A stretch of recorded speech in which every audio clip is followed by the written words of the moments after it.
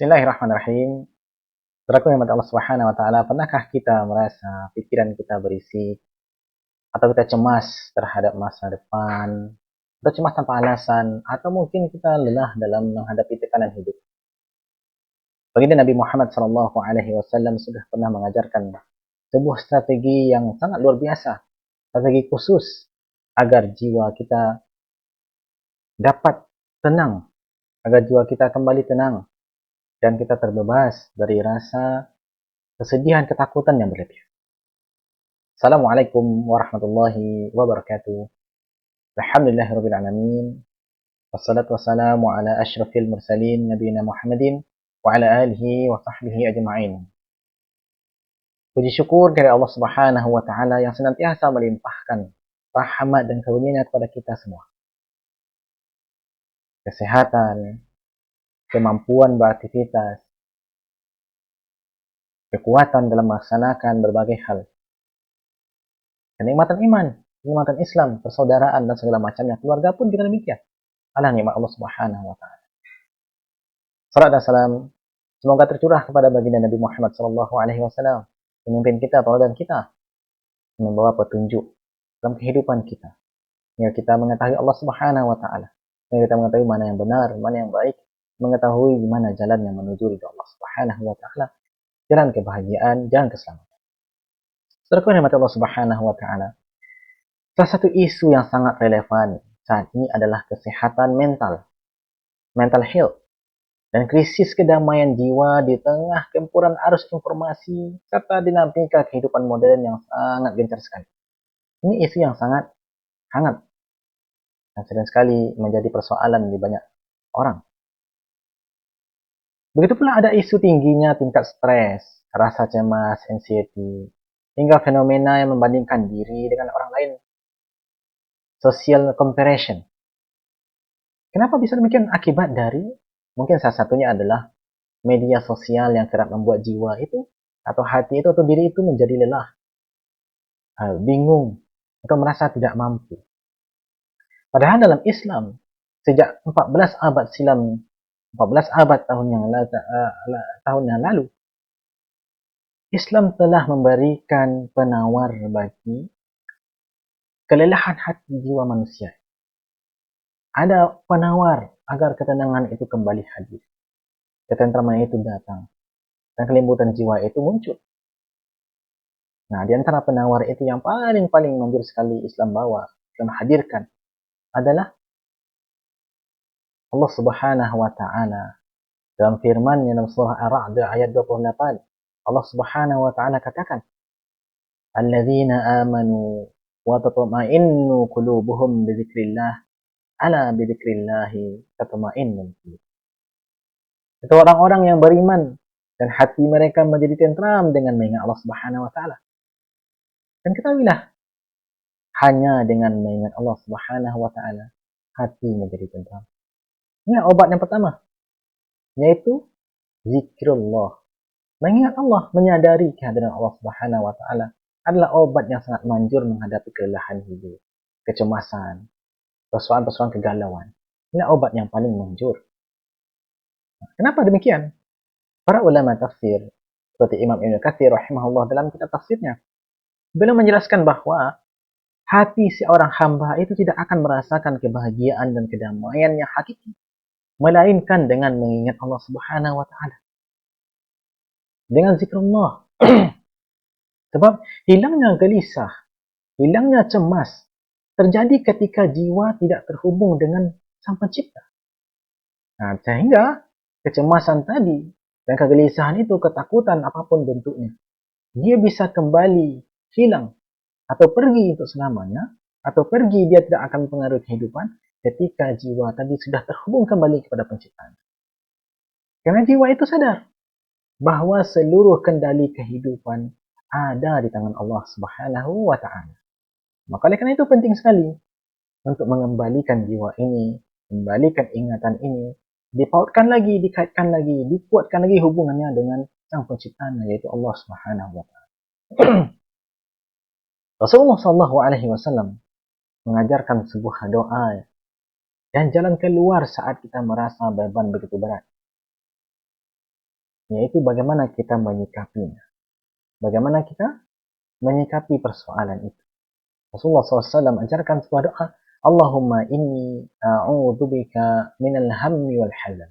Ya Allah, aku berlindung kepadamu dari rasa sedih, gelisah, dan duka cita. Hadisnya hadis sahih, hadis Imam Bukhari. Lalu bagaimana penjelasan hadis ini?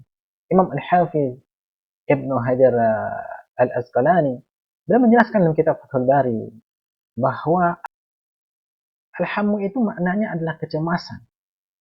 Kecemasan terhadap hal yang belum terjadi, yaitu masa depan. Sedangkan al-huzn adalah kesedihan atas apa yang telah berlalu atau masa lampau, masa silam, ya, kenangan yang tidak baik. Nah, Rasulullah SAW mengajarkan kita untuk memohon perlindungan. Perlindungan dari apa? Dari keduanya agar pikiran kita tidak terperangkap pada hal-hal yang berada di luar kendali kita. Nah, jadi bagaimana konkretnya? Konkret dan langkah praktisnya agar ketenangan, ketentraman, kedamaian jiwa itu dapat kita raih kembali. Sederhananya jika kita bawakan dalam konteks modern ini adalah berupaya untuk membatasi paparan hal-hal yang akan memicu stres atau rasa kurang bersyukur kita atas karunia dan nikmat Allah. Yang mungkin perlu kita lakukan yaitu digital detox. Apa yang dimaksud dengan digital detox?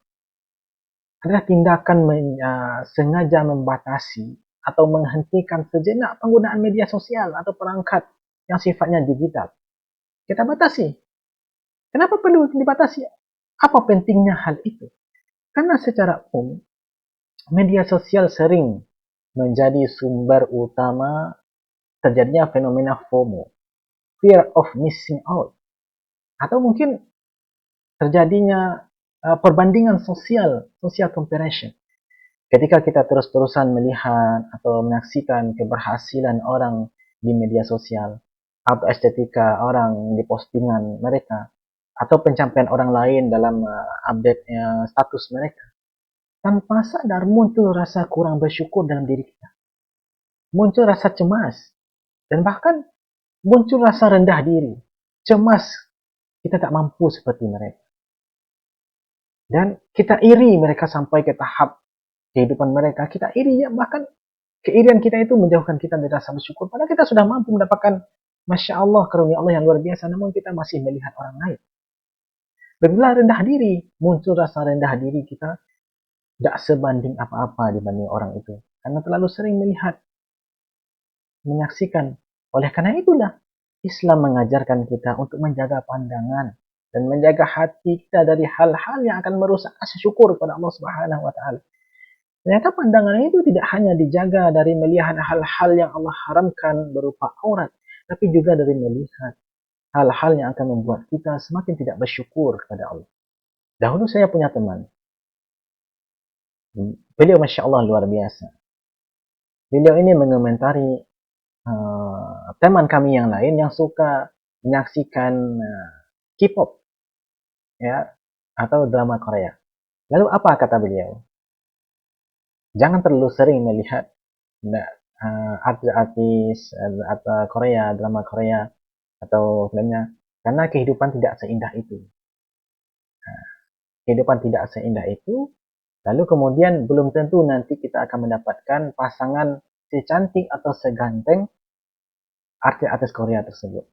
Sehingga karena sudah dipenuhi dengan makanan, penampilan-penampilan indah dari orang-orang artis Korea, sehingga takutnya, khawatirnya kita tidak bersyukur punya istri atau punya suami yang tidak seperti orang Korea itu. Masya Allah. Ini sedikit pandangan beliau. Nah, ini bukan berarti larangan untuk menyaksikan hal-hal yang indah. Tidak apa-apa kalau itu memberikan bentuk rasa syukur kita kepada Allah. Namun poin di sini adalah jangan sampai hal itu membuat kita tidak bersyukur atas karunia yang Allah berikan kepada kita. Nah, saudaraku yang dirahmati Allah Subhanahu wa taala, kenapa hal ini perlu menjadi persoalan pembahasan? Karena Rasulullah SAW pernah bersabda, lihatlah orang yang berada di bawahmu dan janganlah melihat orang yang berada di atasnya. Karena hal itu lebih layak. Agar apa? Agar kalian tidak meremehkan nikmat Allah. Seperti halnya, mungkin manusia mengatakan wajahnya atau penampilannya tidak seindah orang lain, orang yang sering dia lihat, orang yang sering dia perhatikan. Nah, pada hakikatnya adalah Allah berikan kepadanya, Allah berikan kepada kita penampilan yang Masya Allah yang sangat dan patut sekali untuk kita syukur. Sehingga jika kita bandingkan dengan orang lain, maka khawatirnya rasa syukur kita atas karunia dan nikmat Allah ini jadi hilang. Oleh karena itulah, ini menjadi poin yang sangat penting untuk kita sampaikan. Karena coba sedikit demi sedikit, itu akan menghadirkan ketenangan dalam hati kita kembali. Kemudian langkah berikutnya adalah, ini yang paling penting, yaitu perbaiki kualitas salat dan zikir kita. Perbaiki kualitas salat dan zikir kita. Jadikan salat sebagai sarana utama untuk kita beristirahat dan tempat kita mengaji. Dalam artian, mengubah cara pandang terhadap salat. Bukan lagi sekadar kewajiban.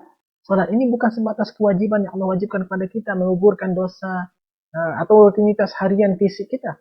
Tetapi salat menjadi kebutuhan jiwa untuk beristirahat.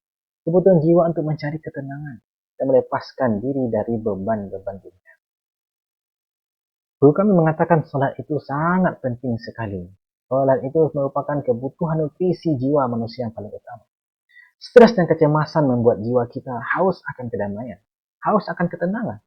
Nah, dan salat yang dilakukan dengan khusyuk, dengan penuh penghayatan, memahami maknanya, bacaannya, adalah momen komunikasi langsung, curhat pada Allah Subhanahu wa taala. Curhat antara seorang hamba dengan yang menciptakannya, Sang Pencipta. Maka ini tingkatan yang paling menenangkan. Sejatinya demikian. Karena Rasulullah SAW sering mengatakan ini kepada Bilal bin Rabah, muazzinnya Rasulullah SAW. Arihna bis salah ya Bilal. Istirahatkanlah kami dengan salat, wahai Bilal. Ketika Rasulullah SAW katakan itu kepada Bilal bin Rabah. Wahai Bilal, kumandangkanlah azan. Berdirilah. Arihna biha ya Bilal. Istirahatkanlah kami dengan salat itu, wahai Bilal. Berdirilah untuk salat. Istirahatkan kami dengan salat itu, wahai Bilal. InsyaAllah beliau menegaskan bahawa salat adalah tempat peristirahatan terbaik seorang hamba. Tempat peristirahatan termulia seorang hamba dalam menghadapi kepenatan dunia. Nah, maka alangkah tidak baiknya menjadikan salat itu sebagai beban tambahan hidup. Ya, salat itu harusnya adalah kebutuhan jiwa. Nah, begitu pula dengan zikir yang kita hayati, zikir yang kita renungkan maknanya, yang kita jadikan sebagai wirid kita harian, berfungsi untuk melatih pikiran kita, untuk melatih fokus kita, untuk melatih mindfulness kita pada keagungan Allah Subhanahu wa taala. Ini yang kedua. Kemudian yang ketiga adalah berikhtiar dan bertawakal. Lakukan yang terbaik secara medis jika kita benar-benar cemas, jika kita benar-benar sangat khawatir, atau kita berada dalam kesemrawutan, kegalauan. Lakukan langkah-langkah terbaik, ikhtiar terbaik medis atau psikologis, lalu sandarkan hasilnya seluruhnya kepada Allah Subhanahu wa taala. Artinya apa? Menggabungkan usaha maksimal secara ilmiah, duniawi, yang kita sebut dengan ikhtiar, dengan penyandaran diri secara total kepada Allah Subhanahu wa taala, kepada putusan Allah Subhanahu wa taala. Ini langkah yang sangat-sangat bagus dari yang dibawa oleh Islam untuk menenangkan hati dan jiwa kita. Mengapa ini penting? Banyak orang mengalami krisis mental karena mencoba mengontrol segala hal yang di luar kendalinya. Dia coba semuanya berada di bawah kendalinya. Namun itu tidak berhasil. Atau sebaliknya, ada orang yang mempasrahkan semua. Dia hanya berdoa tanpa mau berusaha, tanpa ada ikhtiar. Sehingga ada pun juga hasilnya. Saudara yang mati Allah Subhanahu wa taala, penyerapan seimbang antara ikhtiar. Jadi contohnya adalah ikhtiar medis atau psikologis.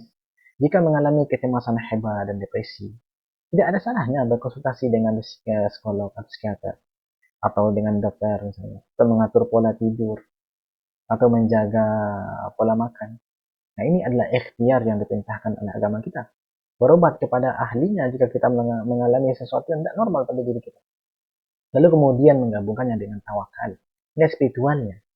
Nah, setelah semua usaha tadi, ikhtiar tadi kita lakukan, dan terus kita kerjakan, laksanakan, lepaskan rasa ingin mengontrol hasilnya itu. Hasil itu bukan di tangan kita. Hasilnya adalah di tangan Allah Subhanahu wa taala. Serahkan semua kepada Allah. Katakan pada diri sendiri bahwa hasilnya adalah takdir terbaik dari Allah Subhanahu wa taala. Hasil itu adalah takdir terbaik dari Allah Subhanahu wa taala. Maka saya terima pula dengan cara terbaik. Nah, sikap inilah yang membebaskan jiwa kita dari beban ekspektasi yang berlebihan, dari kegalauan, dari kepenatan, dari pikiran yang berlebihan. Nah, semoga Allah Subhanahu wa taala berikan kepada kita kesehatan senantiasa, memberikan ketenangan kepada kita, kelembutan hati dan kedamaian pada jiwa kita. Nah, sehingga kita bisa menjalankan aktivitas kita kembali dengan normal. Dan semoga Allah Subhanahu wa taala jaga kesehatan lahir kita dan begitu pula kesehatan batin kita. Rabbana atina fid dunya hasanah wa fil akhirati hasanah wa qina adzabannar. Aku qouli hadza astaghfirullah li wa lakum wa sa'iril muslimin wal muslimat. Astaghfiruh innahu huwal ghafurur rahim. Assalamualaikum warahmatullahi wabarakatuh.